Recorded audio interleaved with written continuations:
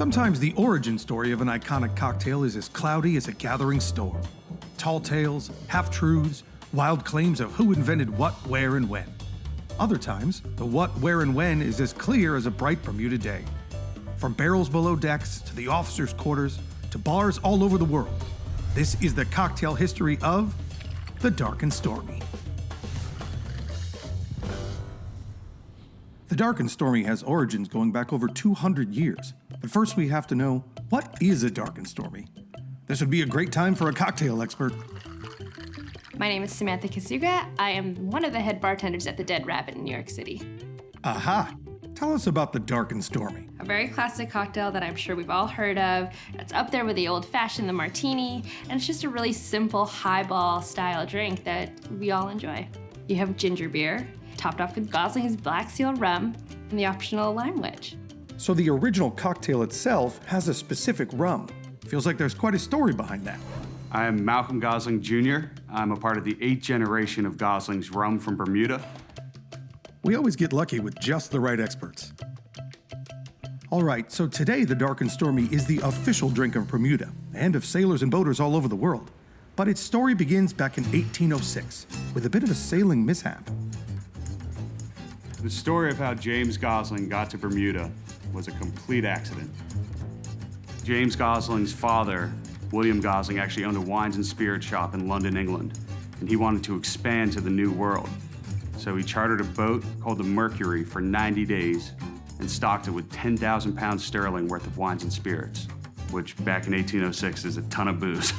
Being the brave man William was, he stayed back in London and sent his 19-year-old son on this cross-Atlantic mission, and he wasn't the best sailor. He was becalmed at sea. He was forced to get dropped off the nearest British port. Well, give me the bad news. Which happened to be this tiny little rock in the middle of the Atlantic Ocean. St. George's, Bermuda. Oh, that doesn't sound so bad at all. And rather than carrying on to Virginia, he realized that people were very thirsty, so he set up shop 200 yards from where he actually got dumped off. And the rest is history. So the tale of the Dark and Stormy and Gosling's rum kind of starts with a sailing wrong turn. Does that sort of thing happen a lot? Hi, I'm Russell Coots, and I'm passionate about sailing. We don't just bring you cocktail experts. This is Sir Russell Coots, Olympic gold medalist and 5-time America's Cup sailing champion. Tell us about sailors trying to get where they're going back in the day. Back in old times, I'm just amazed that they were able to find their way as well as they could. So James Gosling plans on going to America, but after a couple of oceanic issues, he finds himself safely in Bermuda. No small feat for an island considered the shipwreck capital of the world.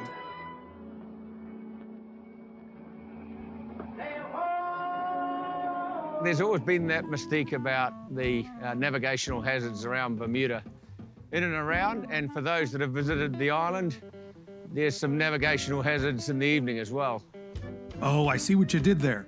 Okay, so the Goslings are in Bermuda, and in 1824 they opened a shop in the new capital city, Hamilton, where they would sell, among other things, their unique blend of rum. When they were blending and aging rums in Bermuda, there was no bottle manufacturer on the island.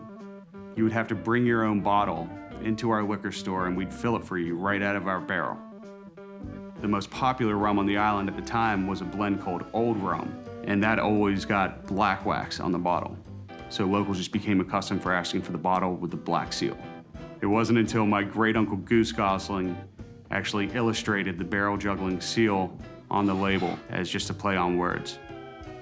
The Goslings are making their Black Seal rum, and meanwhile, over at the Royal Naval Dockyard, British officers are brewing their own ginger beer to help sailors fight a pretty common seafaring problem, seasickness.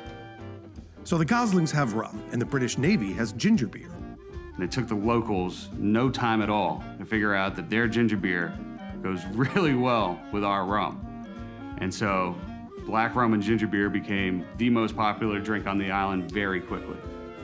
The ginger beer mixed with the Gosling's Black Seal rum turned out to be the perfect shipmates, flavor-wise. The flavor profile is very dark. Think like tropical rum flavors, a lot of molasses, vanilla, a little hint of spice. And to top that off with some ginger, you definitely get that gingery kick in there. And with that, the Dark and Stormy was born. But a great drink has to have a great name. How did such good stuff in a glass get named after bad tidings on the horizon? Legend has it that the British Navy officers were at the Royal Bermuda Yacht Club enjoying black rum and ginger beers, and one of the bartenders kind of made his drink wrong. He put the ginger beer in first and then the rum on top. The sailor takes one look at his drink and he says, "That looks like the color of a cloud either a fool or a dead man would sail under."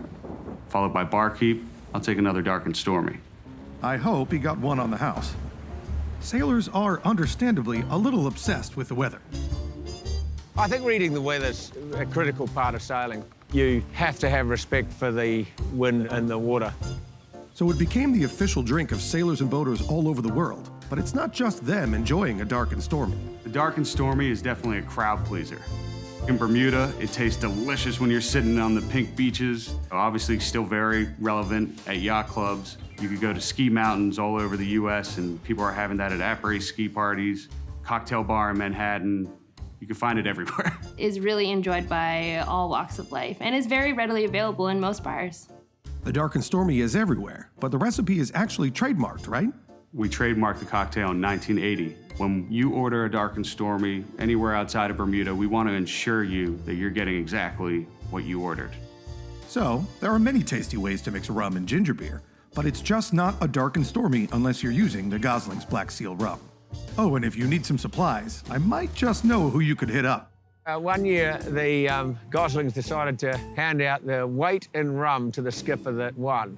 We won, and I stacked my pockets full of everything. I had lead in my pockets. Could hardly stand, actually. Malcolm was actually there, Malcolm Gosling. Of course, he knew it was a little bit boogied. But anyway, they came good with their promise, and we actually had a huge party. I guess my invitation got lost. All right, it's time for some cocktails. We're gonna start with a highball glass filled to the brim with ice. Pour 4 or 5 ounces of ginger beer. Make sure it's very fresh. 1.5 ounces of Gosling's Black Seal rum. It's lime optional, enjoyment mandatory. Stir it up a tiny bit and brew the storm. Cheers. A classic dark and stormy is already very easy to make and delicious. Let's kick it up a notch. 3/4 of an ounce of fresh lime juice. 3/4 of an ounce of ginger syrup. Of course, it wouldn't be a dark and stormy without the Gosling's Black Seal, to which we'll do 1.5 ounces. We're gonna build this like a classic highball. And to build this drink, I'm gonna actually do what we call a whip shake, which is taking some crushed ice, or in this case, pebble ice, seal your shaker, and then do a whip. And then we're gonna top off with some soda. Nice and frothy, wonderfully aerated. To garnish, a dehydrated lime wheel, and of course some nutmeg. And this is your Dark and Stormy 2.0. Cheers. From the shores of Bermuda to the cocktail bars of New York to a beach chair near you, that's the cocktail history of the Dark and Stormy.